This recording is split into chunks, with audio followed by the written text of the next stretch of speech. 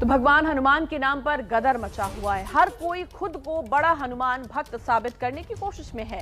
इस होड़ में हदें पार हो रही है और मामला राजद्रोह तक पहुंच गया है। लेकिन सवाल यह है कि अचानक हर किसी को हनुमान की जरूरत क्यों महसूस होने लगी है। पार्टी चाहे कोई भी हो, बिना हनुमान उनकी सियासत अधूरी क्यों होने लगी है। श्री के बाहर मैं जाऊंगी, हनुमान चालीसा का पाठन मैं करूंगी।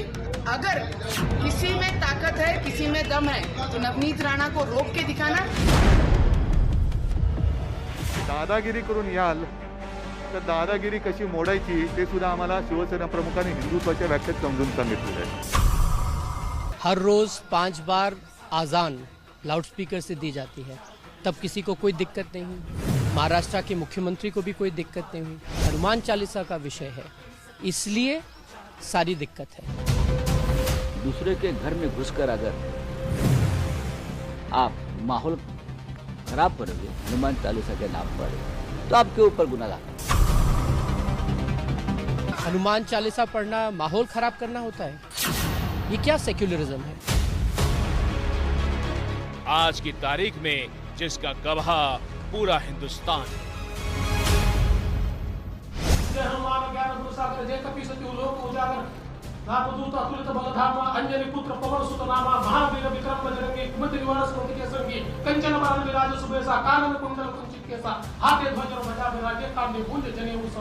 हनुमान चालीसा देवेंद्र जी आती है आपको, और आपको पता है कब पढ़ सकते हैं, उसके नियम होते हैं।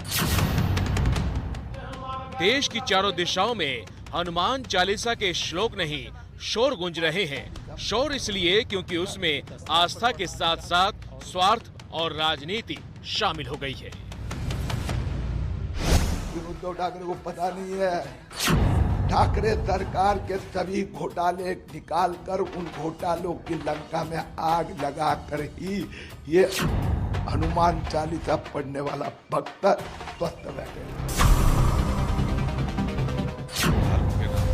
नफरत पैदा करता है तो उसका नाम है भारतीय जनता पार्टी के तथाकथित गंदे ढंग से, गंदे मन से, गंदे विचार से यह हनुमान चालीसा का पाठ होगा। हनुमान चालीसा वर्सेस अजान के विवाद ने ऐसा तूल पकड़ा कि मानो देश की पूरी सियासत इस इकलौते मुद्दे पर आकर खड़ी हो गई है। जिद इस बात की कि लाउड स्पीकर पर आवाज किसकी गूंजेगी, अजान की या फिर हनुमान चालीसा की। ये जिद बाला साहेब ठाकरे के भतीजे और महाराष्ट्र नवनिर्माण सेना के प्रमुख राज ठाकरे ने शुरू की थी। राज ठाकरे ने महाराष्ट्र सरकार को 3 मई तक मस्जिदों से लाउड स्पीकर हटवाने की चेतावनी दी थी। पण आज 12 तारीख आहे, 12 ते 3 मे महाराष्ट्रातल्या सगळ्या मशिदींवरच्या मौलवींशी तुम्ही त्यांना बोलवून घ्या, त्यांना सांगा सर्व मशिदींवरचे लाऊडस्पीकर हे उतरले गेले पाहिजेत, खाली आले पाहिजेत। 3 तारखेनंतर तुम्हाला कोणताही त्रास आमच्याकडनं होणार नाही।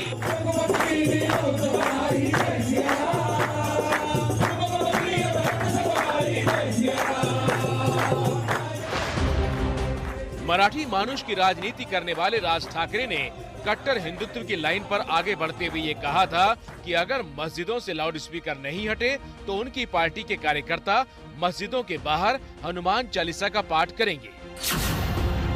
राज ठाकरे की इस चेतावनी के बाद मथुरा से लेकर काशी तक लाउड स्पीकर पर हनुमान चालीसा बजती और सुनाई देने लगी। लेकिन इस मुद्दे को राज ठाकरे से छीनने का काम किया अमरावती की निर्दलीय सांसद नवनीत राणा ने। मातोश्री के बाहर मैं जाऊंगी, हनुमान चालीसा का पाठन मैं करूंगी। अगर किसी में ताकत है, किसी में दम है, तो नवनीत राणा को रोक के दिखाना। नवनीत राणा ने उद्धव सरकार के घर के बाहर हनुमान चालीसा पढ़ने की चुनौती दी थी। नवनीत मातोश्री के बाहर तो चालीसा नहीं पढ़ पाई, लेकिन राजद्रोह के आरोप में पति के साथ 14 दिन के लिए जेल जरूर पहुंच गई। नवनीत राणा जेल पहुंच चुकी हैं और गिरफ्तारी के बाद सीएम उद्धव ठाकरे ने कड़े शब्दों में कहा कि कोई उन्हें ना तो दादागिरी दिखाए और ना हिंदुत्व का पाठ पढ़ाए। जिकडे हनुमान चालीसा असेल पढ़ा, रामदास स्वामींनी सुद्धा मारुती स्तोत्र लिहून ठेवले, अप्रतिम आहे, भीमरूपी महारुद्रा। ते भीमरूप आणि महारुद्र काय असतं ते शिवसेना जर तुम्ही अंगावर आला तर दाखवायला कमी पडणार नाही, कारण आमचं हिंदुत्व हे हनुमानाच्या गदेसारखं गदाधारी आहे. या घरी यायचे या, पण दादागिरी करून याल तर दादागिरी कशी मोडायची ते सुद्धा आम्हाला शिवसेना प्रमुखांनी हिंदुत्वाच्या व्याख्यात समजून सांगितलं. हनुमान चालीसा का पाठ कोई करेगा तो उस पे राजद्रोह का मुकदमा लग जाएगा. लेकिन राजद्रोह का आरोप लगाकर नवनीत राणा को जेल भेजने पर बीजेपी महाराष्ट्र सरकार के खिलाफ हमलावर हो चुकी है. किरीट सोमैया से लेकर पूर्व सीएम फडणवीस तक और गौरव भाटिया से लेकर अमित मालवीय तक पूरी बीजेपी ब्रिगेड उद्धव से हनुमान चालीसा और नमाज के नाम भेदभाव करने का आरोप लगा रही है. दशकों से सड़कों पर नमाज पढ़ी जाती है.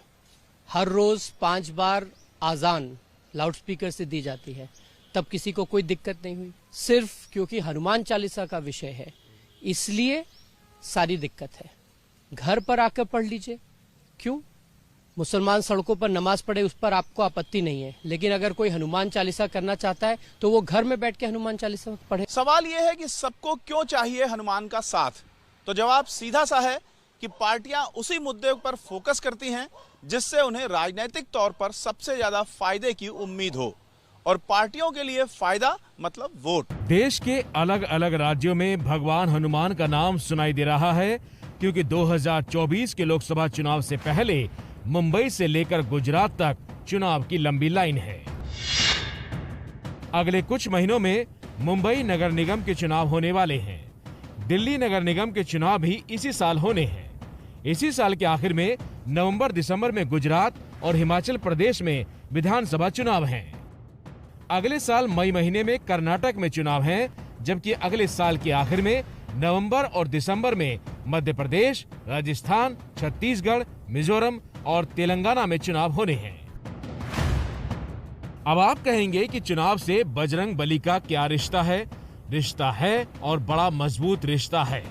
चुनाव और हनुमान के रिश्ते की झलक 2018 में राजस्थान चुनाव के वक्त मिली थी, जब योगी वहां प्रचार करने पहुंचे थे. बजरंगबली हमारे भारतीय परंपरा में एक ऐसे लोक देवता हैं जो स्वयं वनवासी हैं, दलित हैं, वंचित हैं. पूरे भारतीय समुदाय को उत्तर से लेकर दक्षिण तक, पूरब से पश्चिम तक सबको जोड़ने का कार्य बजरंगबली करते हैं. इसके बाद तो होड़ मच गई. बजरंगबली सिर्फ जातियों में नहीं बटे, बल्कि धर्म तक में बंटने लगे. हनुमान जी, बजरंगबली, पवन पुत्र, अंजनी पुत्र, वो अंजनी पुत्र जो है वो 100% हमारा जो मानना है वो मुसलमान है. प्रथम दुनिया के इस सृष्टि पर, इस वर्ल्ड में प्रथम आदिवासी नेता तो वो हनुमान जी हैं. जो हनुमान जी की प्रवृत्ति है वो जाटों की प्रवृत्ति से मिलती है, इसलिए मैंने कहा एक हनुमान जी जाट ही होंगे. हनुमान जी और भगवान राम वो आर्य थे. 2019 लोकसभा चुनाव में यूपी के सीएम योगी आदित्यनाथ ने एक बार फिर बजरंग बली का नाम चुनाव प्रचार में लिया. लोकसभा चुनाव में बीजेपी ने बम्पर जीत हासिल की थी, और इसमें हनुमान जी का कितना योगदान है ये तो कहना मुश्किल है, लेकिन उन्होंने जो किया वो दूसरी पार्टियों के लिए मिसाल है, और इसका सबसे ज्यादा अनुसरण दिल्ली के मुख्यमंत्री अरविंद केजरीवाल ने किया. आरती कीजिए हनुमान लला की, दुष्ट दलन रघुनाथ कला की. 2020 दिल्ली विधानसभा चुनाव के दौरान केजरीवाल अचानक हनुमान भक्त दिखाई देने लगे थे. चुनाव में जीत हासिल करने के बाद भी मंदिर जाकर दर्शन किए. शपथ ग्रहण वाले दिन तिलक लगाकर मंच पर पहुंचे. हालांकि वो बात अलग है कि इससे पहले 2 बार जब केजरीवाल ने सीएम पद की शपथ ली थी तब तिलक लगाकर नहीं गए थे, और न ही जीत के बाद हनुमान जी के दर्शन किए थे. कुल मिलाकर बजरंग बली चुनाव अभियान का हिस्सा बन गए और यूपी चुनाव के दौरान भी उनकी मौजूदगी बनी रही. कोई बाहुबली नहीं है तो सिर्फ बजरंग बली है और कोई नहीं है भाई. जैसे ही बजरंगबली और अजान का नाम एक साथ आता है तो सबसे पहले ध्रुवीकरण की स्थिति बनती है, यानी हिंदू और मुस्लिम वोट का बंट जाना. जिसे जैसे वोट चाहिए वो पार्टी उतनी ही जोर से हनुमान या अजान का नाम लेती है. एक रिसर्च भी है जो भगवान हनुमान की इस राजनीतिक जरूरत की बात पर मुहर लगाती है। अमेरिकी एजेंसी प्यू रिसर्च ने नवंबर 2019, मार्च 2020 के दौरान भारत के 30,000 लोगों से बात की, जिसके आंकड़े पिछले साल जून में जारी किए गए थे। रिसर्च के मुताबिक सर्वे में लगभग 97% भारतीयों ने भगवान में आस्था व्यक्त की। भारत में हिंदुओं के बीच सबसे लोकप्रिय देवता शिव हैं। करीब 45% हिंदुओं के आराध्य भगवान शिव हैं। इसके बाद सबसे ज्यादा लोग हनुमान जी को अपना इष्ट मानते हैं। 17% लोगों के इष्ट भगवान राम हैं, जबकि 35% लोगों के इष्ट भगवान हनुमान हैं। मतलब ये है कि अयोध्या में भव्य राम मंदिर के निर्माण से पहले जिस चुनावी रणनीति में जय श्री राम और भगवान राम का नाम गूंजता था, वहां अब उनके सेवक हनुमान का नाम गूंजने लगा है। मतलब राम जी करेंगे बेड़ा पार से नैरेटिव हनुमान जी करेंगे बेड़ा पार की तरफ जा चुका है। सुविधा और मौका देखकर चेहरा बदला जा चुका है और भगवान का नाम लेकर पार्टियां अपना अपना एजेंडा पूरा करने में जुट गई हैं।